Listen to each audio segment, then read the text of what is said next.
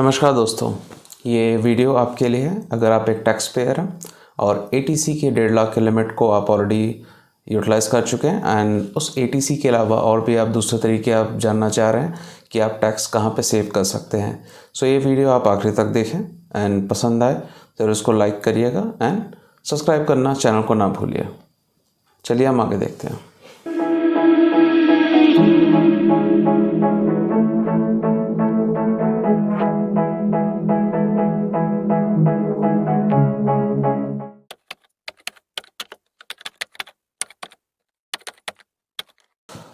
Welcome back. आइए फिर हम आगे बढ़ते हैं इस वीडियो में। सबसे फर्स्ट सेक्शन जो मेरा खुद का पर्सनल फेवरेट है दैट इज़ सेक्शन 80CCD। इसमें एक्चुअली में नेशनल पेंशन स्कीम, इसमें आप 50,000 तक एक्स्ट्रा एटीसी के 1.5 लाख के लिमिट से ऊपर आप इसमें आप एजम्पशन क्लेम कर सकते हैं। एंड ऑब्वियसली एक नेशनल पेंशन स्कीम है, सो ऑब्वियसली आप इसको आप यूटिलाइज़ कर सकते हैं एक पेंशन फंड की तरह, जो कि आपके बहुत ही काम आएगा फ्यूचर में। देन सेकंड चीज़ आपकी आती है ATD।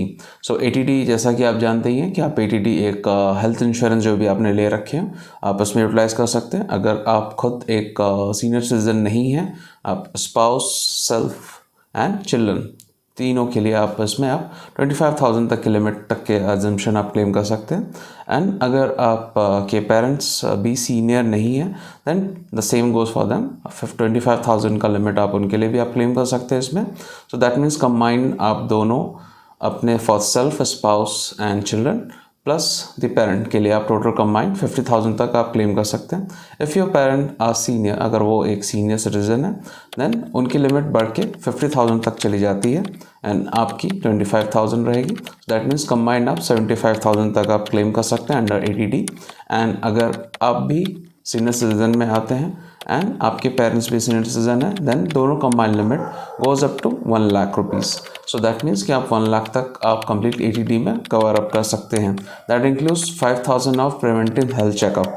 ये आपको ध्यान रखना है कि 5,000 का प्रिवेंटिव हेल्थ चेकअप भी आप इसी में आप लेते हैं।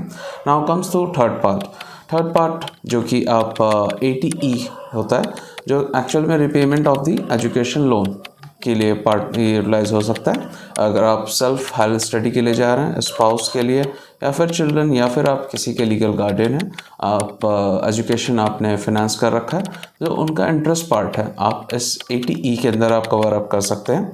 एंड ये ATE के कोई अपर लिमिट नहीं है, जो भी इंटरेस्ट पार्ट लगता है आप इसको फुल्ली आप यूटिलाइज कर सकते हैं इंटरेस्ट पार्ट में without any upper limit. The only condition is कि interest part up to 7 years तक का इसे कवर होता है लोन सैंक्शन डेट से। दैट मीन्स कि आप 7 ईयर्स से अबव इस चीज़ को यूटिलाइज नहीं कर सकते हैं। तो अगर आपने कोई लोन ले रखा है, 7 ईयर्स का ड्यूरेशन है एंड उसके इंटरेस्ट पार्ट को आप इस फाइनेंशियल ईयर या फिर अगले फाइनेंशियल ईयर तक उसका 7 ईयर्स का इंटरेस्ट पार्ट नहीं कवर हो सकता है, आप उसको यूटिलाइज कर सकते हैं for the education loan repayment. Then comes the fourth part is ATEEB। So इसमें एक्चुअल में आपका जो आपने इलेक्ट्रिक व्हीकल आपने लोन ले रखा है उसका इंटरेस्ट पार्ट इस फाइनेंशियल ईयर में आप क्लेम कर सकते हैं। इसका अपर लिमिट है 1.5 लाख, लेकिन बस इसमें एक कंडीशन है कि जो व्हीकल की जो लोन सैंक्शन डेट है दैट शुड बी 1 अप्रैल 2019 से लेके 31 मार्च 2023। सो अगर आप इसके बीच में आपने लोन सैंक्शनड है सो आप इसमें 1.5 लाख तक के इंटरेस्ट पार्ट को इसमें आप क्लेम कर सकते हैं। सो एक और आप बेटर इसमें आप कर सकते हैं। Then comes the fifth part is section 24। इसमें एक्चुअल में आपका जो भी आपने इंटरेस्ट होम लोन ले रखा है उसके इंटरेस्ट पार्ट पे आप इसमें आप क्लेम कर सकते हैं। इसमें अगर आपने सेल्फ ऑक्यूपाइड प्रॉपर्टी है देन 2 लाख तक का आप इसमें क्लेम कर सकते हैं इंटरेस्ट पार्ट। अगर आपने लेट आउट रेंट आउट कर रखा है देन इस पर कोई अपर लिमिट नहीं है, सो आप इसको भी यूटिलाइज कर सकते हैं सेक्शन 24 को। Then the come part the sixth part आपका ATEE, जिसमें एक्चुअल में क्या होता है कि अगर आपने फर्स्ट टाइम एक होम बायर है एंड अगर आपने जो घर ले रखा है उसका जो ड्यूरेशन लोन सैंक्शन का है दैट इज़ 1 अप्रैल 2016 से लेकर 31 मार्च 2017 के बीच में है एंड आप फर्स्ट टाइम बायर है देन आप इसमें 50,000 का एक्स्ट्रा क्लेम आप ले सकते हैं under section ATE that is above the section 24 जो आपको पहले मैंने बताया था 2 लाख का एजम्पशन, उसके ऊपर आप 50,000 का आप ले सकते हैं। बट कंडीशन कि आपका हाउस का जो प्रॉपर्टी वैल्यूएशन है दैट इज़ 50 लाख से कम होना चाहिए एंड होम लोन 35 लाख से कम होना चाहिए। तो ये आपको बात ध्यान रखनी है। And the home sanction letter जो होता है वो आपका 2016 1 अप्रैल से लेके 31 मार्च 2017 के बीच का होना ज़रूरी है। अगर आप इस क्राइटेरिया में फिट नहीं बैठते हैं, अगर आप फर्स्ट टाइम बायर हैं होम रेजिडेंशियल प्रॉपर्टी के, बट आप ऊपर वाले कैटेगरी में नहीं आते हैं एंड आपने जो घर ले रखा है वो 1 अप्रैल 2019 से लेके 31 मार्च 2020 के बीच में होम लोन सैंक्शन आपके पास लेटर है, तो आप ATEE में आते हैं। So what is this ATEE? सो आप फर्स्ट टाइम बायर है एंड 1 अप्रैल 2019 से लेकर 31 मार्च 2020 के बीच में होम लोन आपने सैंक्शन किया एंड तो इसमें आप 2 लाख से ऊपर की लिमिट और भी क्लेम कर सकते हैं। इसका अपर लिमिट मैक्सिमम है 1.5 लाख। सो ये आप कह सकते हैं 2 लाख का जो सेक्शन 24 में आपको मिला था एंड उसके ऊपर भी आप इसमें 1.5 लाख तक की एजम्पशन लिमिट तक जा सकते हैं।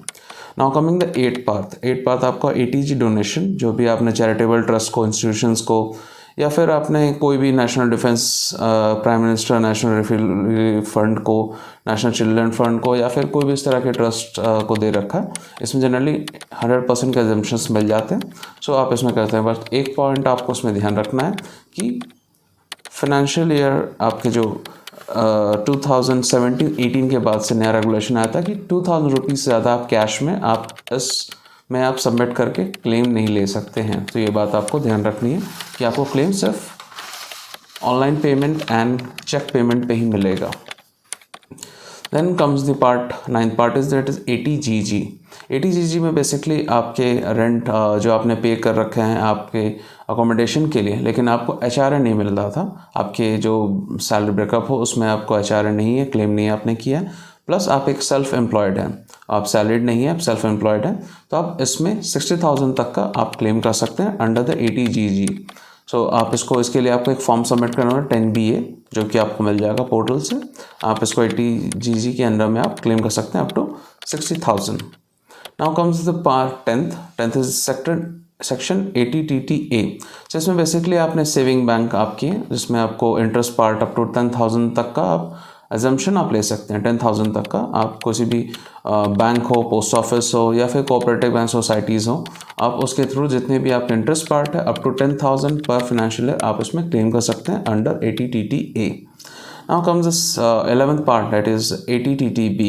सो ये बेसिकली फॉर सीनियर सिटीजन होता है। इसमें सीनियर सिटीजन अपने किसी भी डिपॉजिट जो कि बैंक में हो, चाहे वो कोऑपरेटिव सोसाइटी में हो या फिर पोस्ट ऑफिस में हो, इसका अपर लिमिट 50,000 पर एनम होता है। सो आप इसमें इंटरेस्ट पार्ट में 50,000 तक आप ले सकते हैं एज अ सीनियर सिटीजन।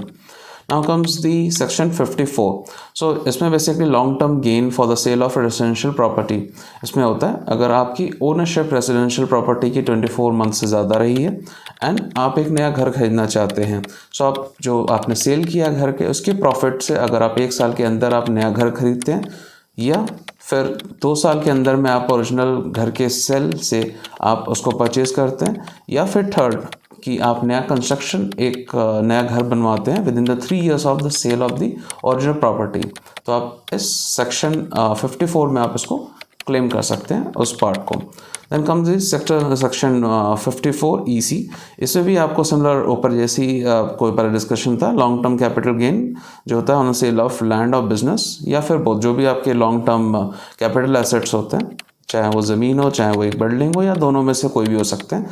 अगर आपने उसमें सेल कर रखा है, आपने सेल किया एंड इन्वेस्ट किया national highway authority of India के बॉन्ड्स में, या फिर रैक बॉन्ड जिसको रूरल इलेक्ट्रिफिकेशन बॉन्ड भी कहा जाता है, या फिर कोई और सेंट्रल गवर्नमेंट का नोटिफाइड बॉन्ड जिसमें आपने कर रखा है, विद इन 6 मंथ अगर आपने उस बॉन्ड में इन्वेस्ट किया तो आप इसमें भी टैक्स बचा सकते हैं। इसका मैक्सिमम लिमिट इज़ 50 लाख, जो कि बहुत ज़्यादा है, तो आप इसको यूटिलाइज कर सकते हैं।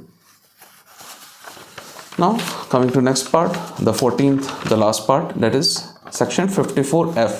इसमें एक्चुअल में long term capital gain on the sale of capital asset other than the residential house.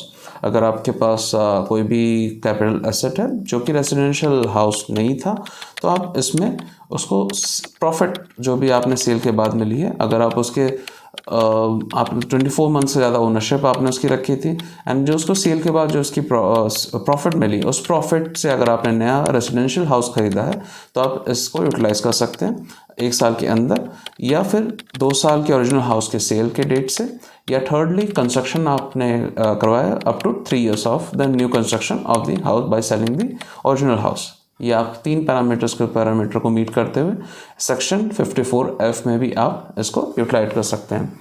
So hope आपने सारे पॉइंट्स 14 तरीके जो मैंने आपको बताया आपने समझा होगा।